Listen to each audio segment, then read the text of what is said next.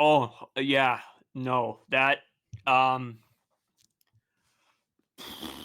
that sucked. That sucked.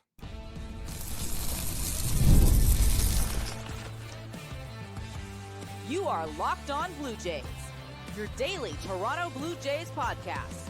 Part of the Locked On Podcast Network, your team every day. Welcome back to Locked On Blue Jays. Thank you for making Locked On Blue Jays your first listen every day. We are free and available wherever you get your podcasts and on YouTube. Part of the Locked On Podcast Network, your team every day. Today's episode is brought to you by Game Time. Download the Game Time app, create an account, and use code LOCKEDONMLB for $20 off your first purchase. As always, I'm Braden Iwasco. He's Carter First. You can find us on Twitter, Braden5 Iwasco, Carter First too, as well on Instagram and TikTok. The reels are going again. We're full bore ahead. Content everywhere. Make sure you guys do go follow us on everything. Again, Twitter's Braden5 Iwasco, Carter First too, as well. Instagram and TikTok at Locked On Blue Jays. If you're new here to YouTube or you're listening anywhere else, make sure you head over to the YouTube page. Drop a subscription anyway. It does help us out. Keeps us on top of your guys' page. You guys get your shorts, your reels, your podcasts, your videos. All right. Well, I guess that's enough beating around the bush. Disaster start. That was probably the worst start to a season you could have. It sucked. I don't know what else to say. There's a lot to talk about. We don't want to overreact. It's game one. But, yeah, I mean, Carter, that was pretty bad.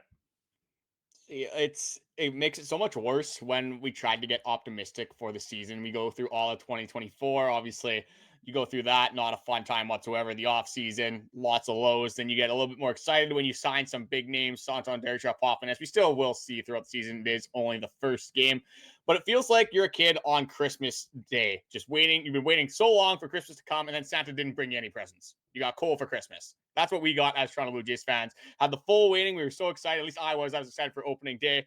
And they get pumped. They get absolutely annihilated. Not really even close from the first couple pitches. You see Adley Rutschman in the first inning hit a home run. You see 6 home runs at different times throughout the game from Baltimore Orioles players. They're not going to win a whole lot of baseball games giving up 6 home runs. I'll tell you that right now for free. The offense, not very good. The defense, everything just did not go well whatsoever.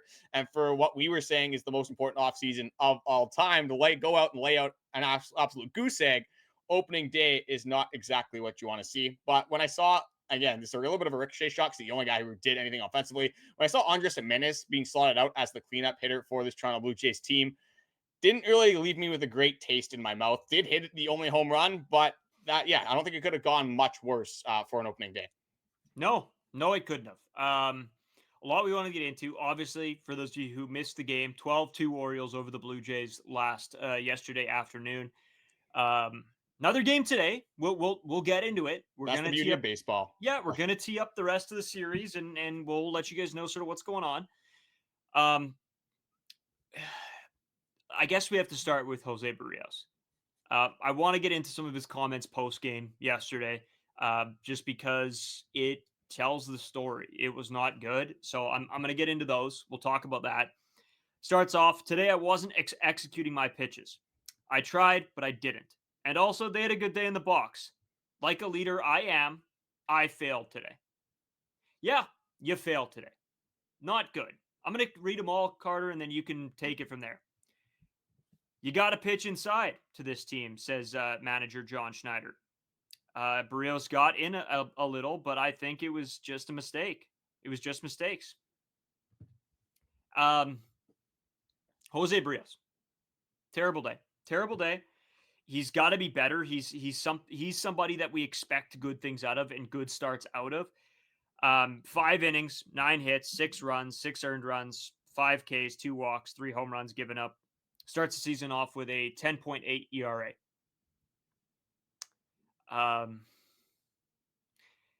Yeah, this one is tough to blame on anybody but the players.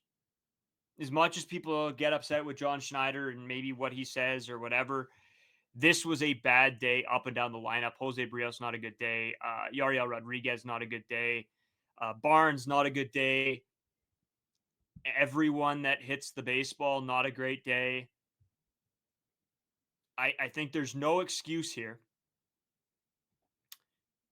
The guys did not bring their stuff. They did not look like they were ready to play opening day baseball. Not against the Baltimore Orioles.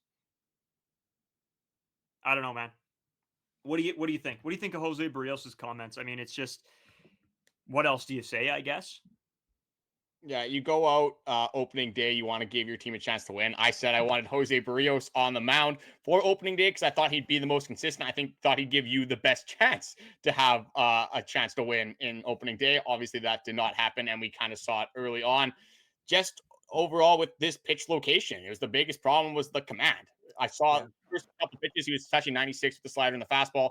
That was good to see, but it doesn't matter how fast you are throwing the baseball if you are living over the middle of the plate. And one thing I wanted to do, this isn't just a Jose Berrios problem. This was a problem with all the pitchers because you give up 6 home runs. That wasn't just Jose Berrios. We had other guys giving up home runs as well. But just going down the line of the home run balls. You had Adley Rutschman in the first inning. I'm pretty sure fastball right down the middle. Just square it up right off the first. Absolutely crushed by Adley Rutschman. You had Tyler O'Neill. I'm okay with this home run.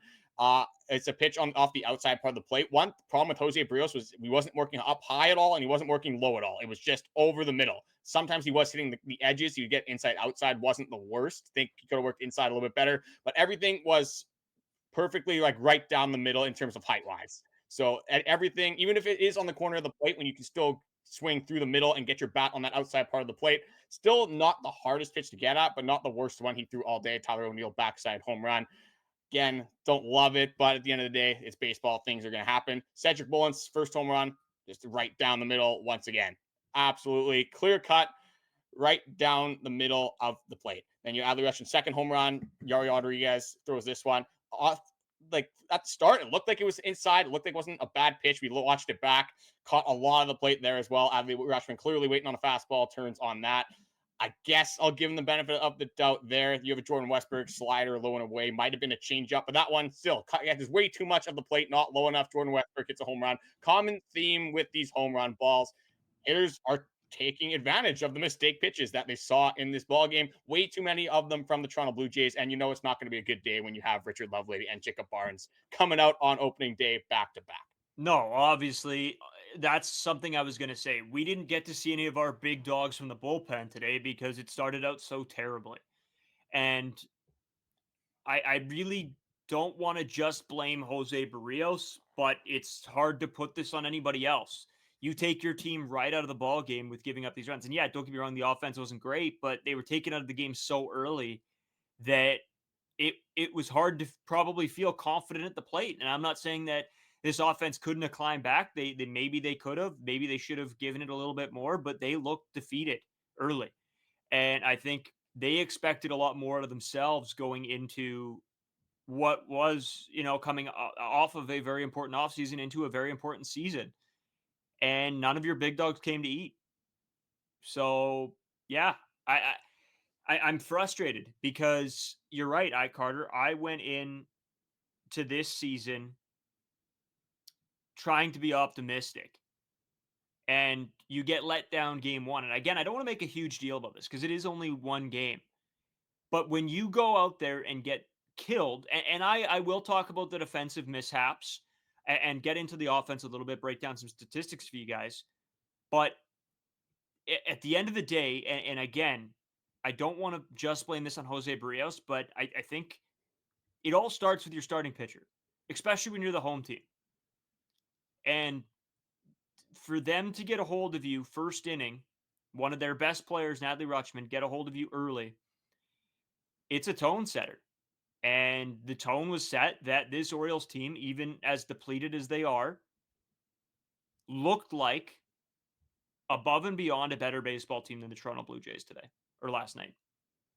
It wasn't even close. And again, the beauty about baseball is there is 161 more games. Yep. But when you go into this year with the expectation lower than it's been in a very long time, a lot of Blue Jays fans hoping we can start on the right foot, trying to prove a lot of the people wrong. Also, the AL East narrative, the gauntlet of the schedule the Toronto Blue Jays do have early on. So many things we're pointing to. If you get a win early on, again, it is only one game. There's still 3 more games of the series. But if you start early on, things are going to slide into place. There's going to be so many benefits down the road if you can get a win against the Baltimore Orioles on opening day. And when we look at the pitching matchup throughout the series, as we'll get into later on this episode, I think there still is a chance that the Toronto Blue Jays can win at least 2 out of these 3 games, still have the advantage when it comes to the starting pitching. But I thought they had the advantage starting pitching today. When you look at last year, Zach Eflin being the starter on the Tampa Bay Rays, how that went, and then Jose Berrios, the way he looked again in spring training, looked all of last season, looked even in 2024 when he made his opening day start. Yeah. Thought we might see a little bit more from him. Obviously, that did not happen. But I just want to kind of focus mostly on the pitching for the first segment, and we'll get into the rest of the offense, the defense, other narratives, and stuff like that for the second segment. So Zach Eflin last year, as I brought up, 5 2/3 innings against the Toronto Blue Jays on the Tampa Bay Rays, gave up 6 earned runs, 5 Ks, 1 walk. This year, 6 innings pitched, 2 earned runs. That was coming off the Andrus Gimenez home run, 2 Ks, 1 walk.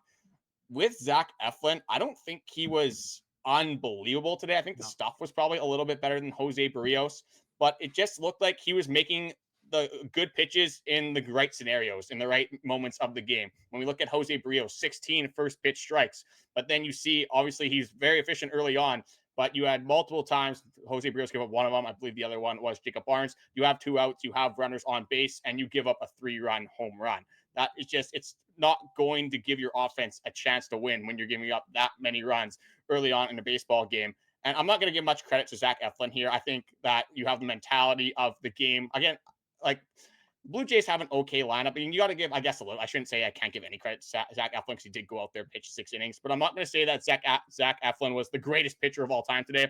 I think when you get down so early and you have this mentality that you're just reaching, you're trying to get back into a game. A lot of the at bats seem like the Vladdies throughout the game, Bichette a little bit throughout the game. They seemed like they were trying to get it all back with one swing, and they were trying to do too much at the plate. Whereas you get down early on in the baseball game, I think it really switches up that mentality. But for Jose Berrios, just mostly a command thing. When you're working all over the middle of the plate, it's going to come to bite you. Should have been working inside a little bit more. Got to get the sinker down, obviously, more as well. A lot of it was coming laterally instead of up and down. You want to get the sinker down, lead to more ground balls, get you out of more innings. But there's really not too much to break down from the pitching side of it, at least from Jose Berrios. Just the command wasn't there today. You just got to have better command if you want to be an effective pitcher in the MLB. But I wanted to bring this back to the kind of debate that we did have yesterday a little bit about the Jacob Barnes, the Richard Lovelady. And I just want to give you I want to see what your reaction is here. So 6-2 game, Andrus Gimenez just hits that home run. Richard Lovelady comes in. At that point, where are you at with the Toronto Blue Jays? Do you think they still have a chance to win? Is the game over when Lovelady comes in? Are you kind of in the middle? Like, where were you at in that moment? To me, it was over, but and I don't think this supports, to be honest with you, either of our argument from that conversation, because at this point, I think the game was toast. You bring in, if you want to go back and you want to talk about Ryan Yarbrough, nothing. Yeah, maybe it's not a 12-2 game, but they still lose this game, and I don't think he does much better. Like, you go in there, you see Lovelady, you see Barnes, you see Yariel Rodriguez.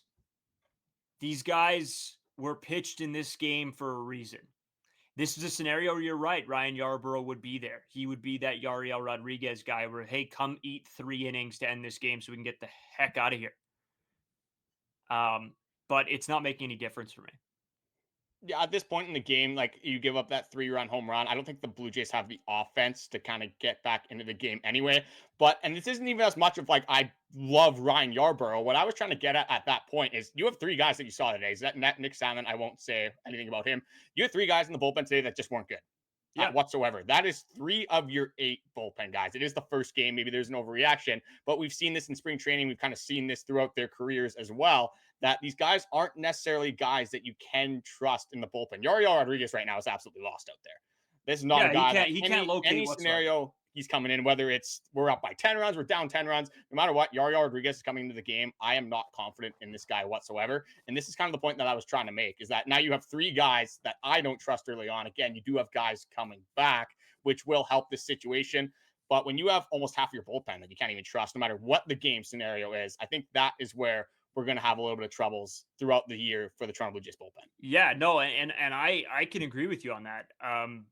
I don't think this changes if it's Ryan Yarbrough though. Like I still worry if Ryan Yarbrough goes in. So I think the game, I think it's like an 8-2, 9-2 game instead of a 12-2 game. So again, I don't think it really matters too much if Ryan's not out. Like you're the game saying, is going to go the yeah, way it's going to go. Yeah, and at the end of the day, this bullpen situation, you swap out Ryan Yarbrough for any of these three guys, I'm still worried. I still don't have faith in Ryan Yarbrough, even close to what I have for the top five in this rotation or this bullpen. So at the end of the day, yeah, I think you need probably, and we've talked about this, another stable bullpen arm. I think Dallin Wilton brought it up on our hot take segment. He said that is maybe a key to this game, to this team, is getting another very stable bullpen arm, which I don't know where you find one now. Again, and I could see a lot of this Lovelady and Barnes situation being swapped. I think guys will come in, guys will come out. That's going to happen throughout this season. So I don't think it's going to be those two all season long. I think there will be changes. At the end of the day, Carter, I still got a lot I want to get into on the defensive side and the offensive side of the ball. Do you have anything left you want to chat about pitching wise?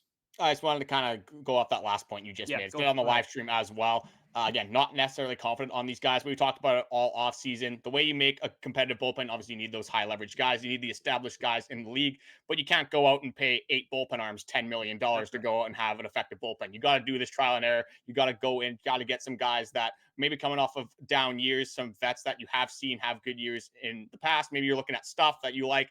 There's something that has got to inspire you to get in on some guys and find some guys that are a little bit of diamonds in the rough that can come up. And they don't have to be the Jeff Hoffmans. They don't have to be the Yimi Garcias. But if they can serve as those lower leverage to middle leverage guys that we kind of saw with Brandon Little last year coming up through the system and now is a solid arm in the bullpen, not a guy I want to throw in the 9th inning, but is a guy that I would trust. And I think that's what the Toronto Blue Jays are going to have to go through this year. Anyway, they're going to have to find 1 or 2 guys that can be serviceable for this bullpen to be good. And this isn't as big of an issue when you do get Ryan Burr back, when you do get Erik Swanson back. But I think this just is a little bit of seeing in the future when there is probably 1 or 2 injuries that do come to happen. This is a situation the Toronto Blue Jays could find themselves in. It's not necessarily one that they do want to be in, right? What is a fix? I don't think there is one right now, unless you do have somebody pop off in the AAA. Maybe you get a guy that you're sticking a flyer on in the signing. But right now, all the main arms are going to kind of be gone until the trade deadline. That's when you're going to see a big move, unless there is a massive injury,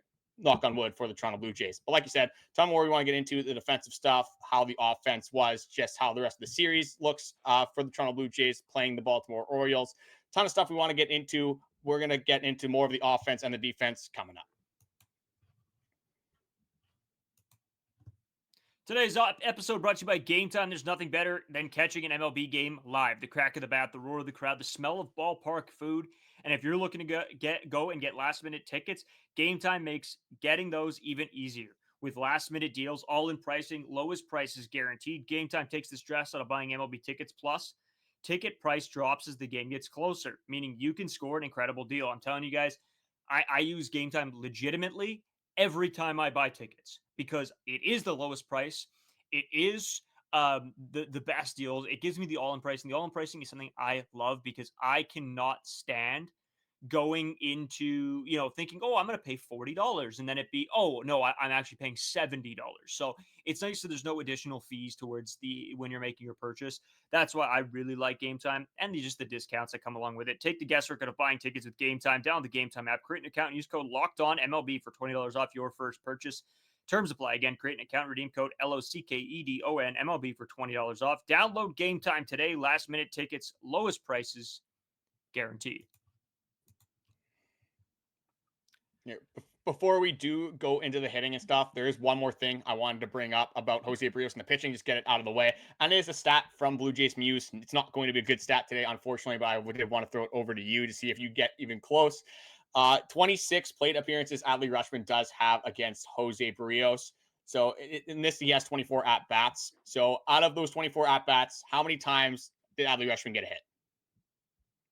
Well, if you're bringing it up today, I'm going to say, I don't know, 16. Pretty good guess. So Adley Rutschman is 15 for 24 with 4 homers and 5 RBIs and 26 plate appearances against Jose Berrios in his career. So I think if we go to Baltimore, if somehow there is a playoff series where Jose Berrios needs to pitch, you might want to delay that a little bit. Maybe we walk Adley Rutschman every single time he's coming up to the plate, because clearly he does have Jose Berrios' number. But we'll leave the pitching in the past. I guess, actually, we'll go one more thing. Are you worried about Jose Berrios at all for the rest of the season? No, if this happens again and he gets absolutely shelled back to back, maybe something starts to creep in. But I think a one-off, every pitcher is going to have these games. It sucks that it was the first game of the year, but we'll see. We'll see what happens. Before I get into the defense and hitting of it all, I went to work today pretty pumped up about opening day and, the Blue Jays guy, right? And wearing the jersey, wearing the hat. And there's a little chirping going on. Everybody's having a good day. It's opening day. Everybody's going to be pumped up. The amount of text messages that I've received after this astonishing Blue Jays loss is one of the worst things ever, because you don't only have to now see your favorite team get the crap kicked out of them. You then have to read like a million texts that go like, "Oh, what happened? That sucks." So just some fun there. The great people, hilarious text. I love it. You got to throw the chirps, take the chirps. It's part of the game.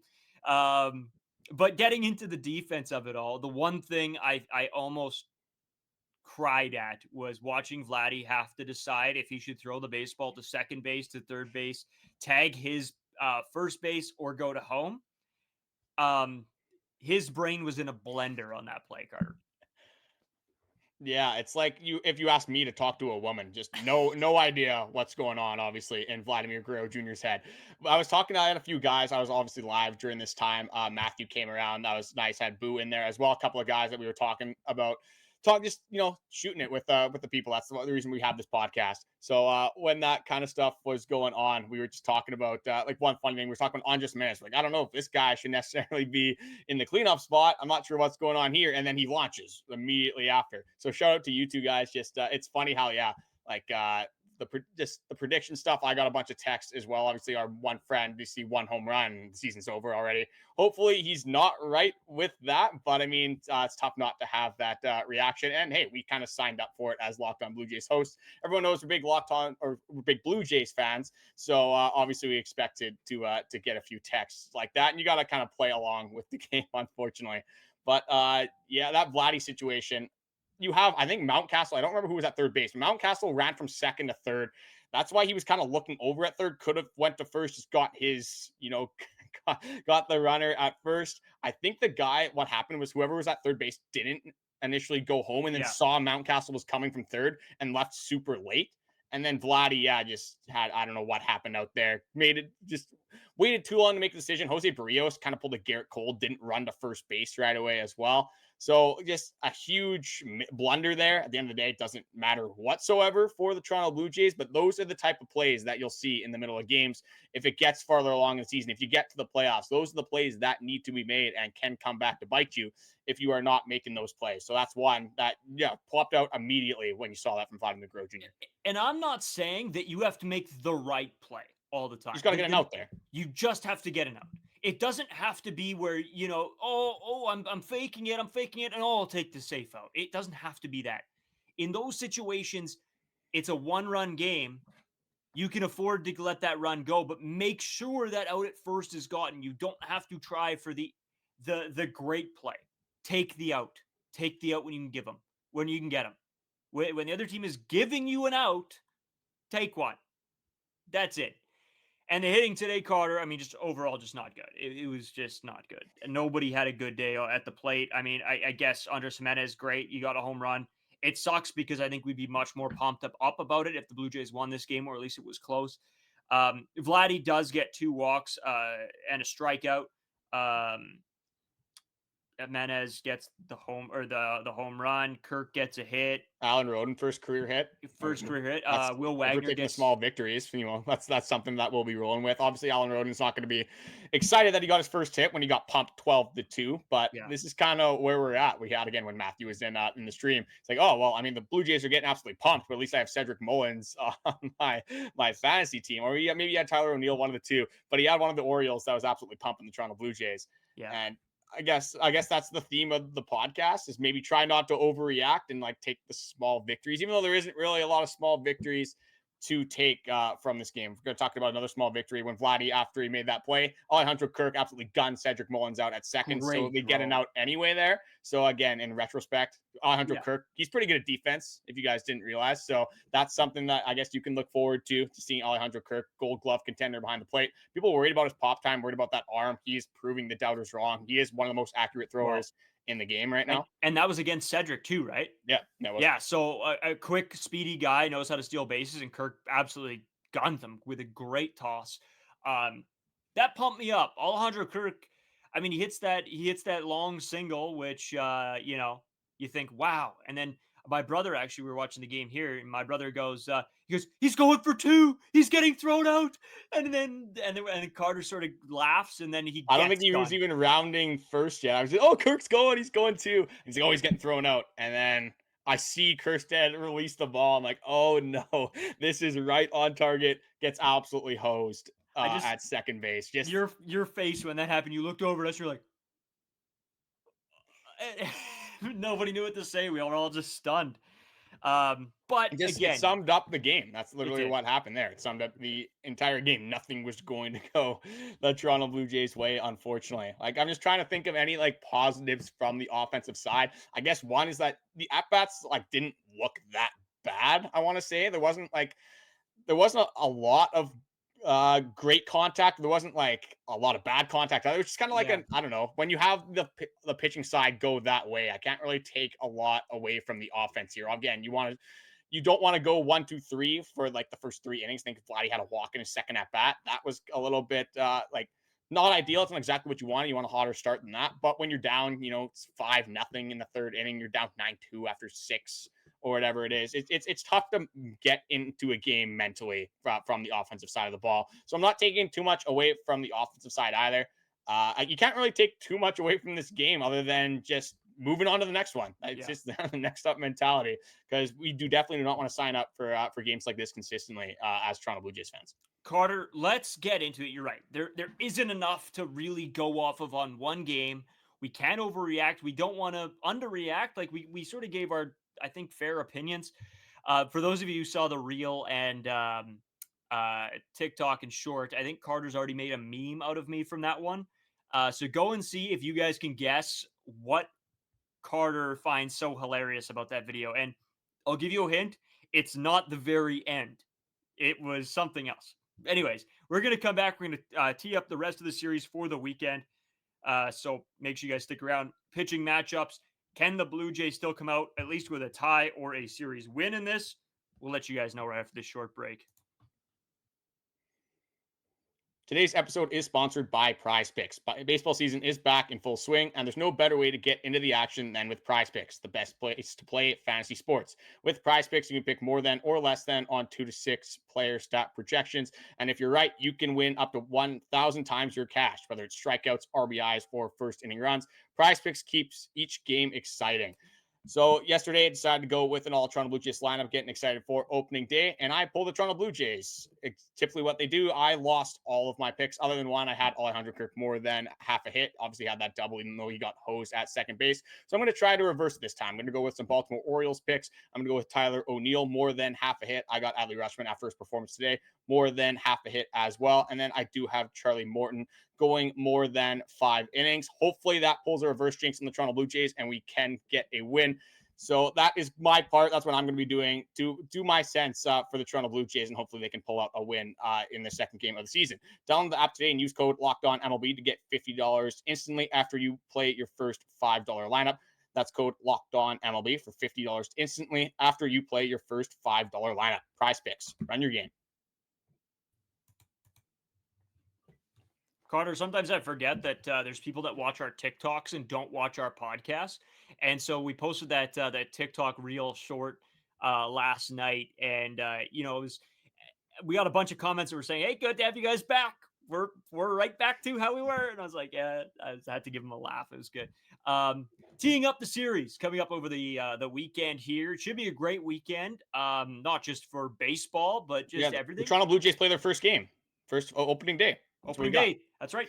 Tonight is opening day. 3-game series. Yikes. Okay, so Friday, 6:07 Eastern, we have Charlie Morton versus Kevin Gausman. Then Saturday is Kramer versus Scherzer at 3:07. And then the Sunday game on a 1:37 start, Sugano versus Bassitt. Carter, I guess out of these three games, which one are you most excited for pitching matchups?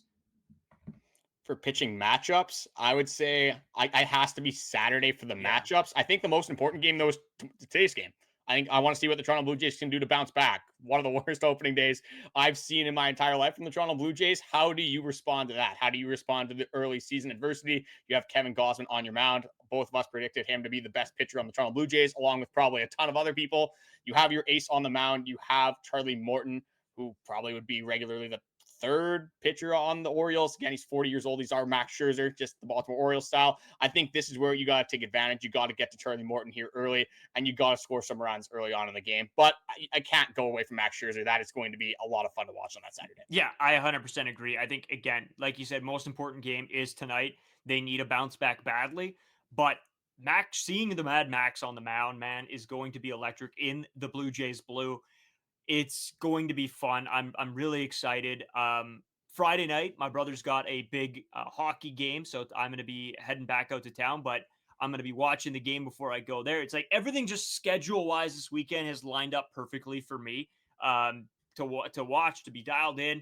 We're getting the boys out together for a couple beers. It's going to be just a really fun weekend. And with baseball being back, I feel like yesterday with me still being at work and coming back to the game and sort of having the day split up a little bit, it didn't quite give me the opening day feeling like last year when me and you were sitting on the couch. We ordered some pizzas. I think tomorrow is going to be that day for me where it's like, okay, I can just sit in my room in my dungeon and watch opening day as it should be. You know what I mean? Beer in hand. That's how opening day should be celebrated. Just too bad it didn't quite get that yesterday. Feelings not sort of the same. And it snowed here yesterday too, during the game, and it was just like, oh man, like this is not the opening day feeling I wanted. Yeah, for me, opening day is Friday, today. That's opening day. Baseball has not come yet. We just played a little bit of an exhibition game. That was a nightmare. That's what just happened for the Toronto Blue Jays. Opening day is today. It's Friday. We can actually enjoy the weekend a little bit. A lot more to get excited for. It's not supposed to snow today. We're in Winnipeg. Absolutely ridiculous that's snowing around this time. But again, that's what we live with when you live in Manitoba, unfortunately. So just looking for better things, obviously. We got the bad one out of the way. Can't get much worse, right? It can only go up from here. Maybe the Toronto Blue Jays are trying to start at rock bottom so they could work their way up the entire season. That's what we're going to go with on this podcast. That's at least what I'm going to go with. Hopefully we are in for some better stuff for this matchup. Hopefully we get some runs. Hopefully Kevin Gausman can go out there. I want to see like 7 innings, 10 punchies now. I want Kevin Gausman to go out there and just exert all the rage that all the Toronto Blue Jays fans have gotten from that Thursday game. But Braden, is there anything else that you do want to add before we do head into the weekend? No, you know what? I guess one thing. I guess out of the bad baseball game, it's nice that the fans are back together. We're back on TikTok with the reels and the shorts, and the podcast is back moving along with actual games. Right around the corner is going to be golf season and slow pitch and being out in the sun, and it won't be so gray in Manitoba. This is a great time of year. So as much as yesterday sucked, better things are on its way. Think about it. The Toronto Blue Jays are only 1 game back of the AL East. That's true. That's great. Actually, technically, it would be like a game and a half because the Orioles would have tiebreakers. No, well, if they win tomorrow, then it's 1-1. There you go. Yeah, good point. Okay, you got it. One game back of the AL East. Only takes one. We'll start today. We'll start on Friday. Thank you guys for watching. The likes, comments, everything recently has been much appreciated. The shorts are back. Live streams will be here and there. We're obviously not doing live streams every single day with the podcast coming out, but the shorts will be back pretty much every single game. And then obviously the podcast still coming out Monday to Friday. We're excited to get back on the content train, hopefully for some better baseball in the future. It's a lot easier to do this kind of stuff when the Toronto Blue Jays aren't getting absolutely pumped. But either way, a lot of fun being back, a lot of fun, getting to talk to the fans, the people once again. Thank you guys for watching, and we will talk to you guys on Monday.